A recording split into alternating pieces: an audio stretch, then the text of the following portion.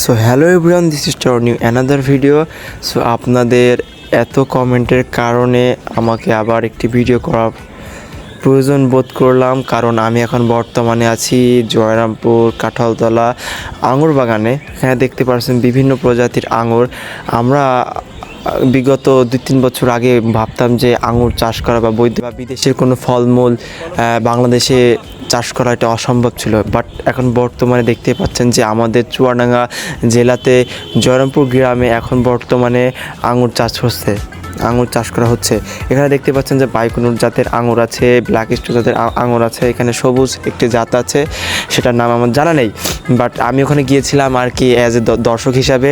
So আপনারা অনেকে comment করেছেন যে এই বাগানটা কি আমার না। এটা আসলেই আমার না, কারণ এখানে দেখতে পাচ্ছেন যে এটা হচ্ছে আমাদের এক বড় ভাইয়ের।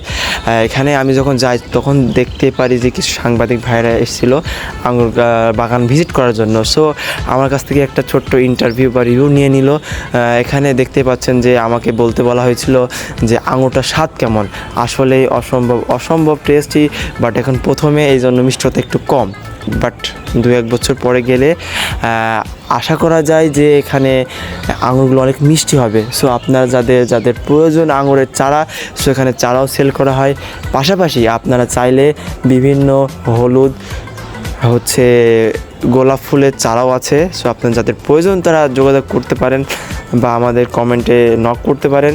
আর এখানকার আঙুরের থোকা দেখলে আপনি ভাবতে পারবেন না যে এখানে কি পরিমাণ আঙুর ধরছে। আমার তো কল্পনার বাইরে। আমি আর আমার ভাগিনা গিয়েছিলাম যেখানে ভিজিট করতে। অনেক দিন থেকে শুনছি যে আমাদের জয়রামপুরে একটি আঙুর বাগান আছে, বাট আমরা কখনোই কল্পনা করিনি যে এত কাছ থেকে আঙুরের বাগান দেখব।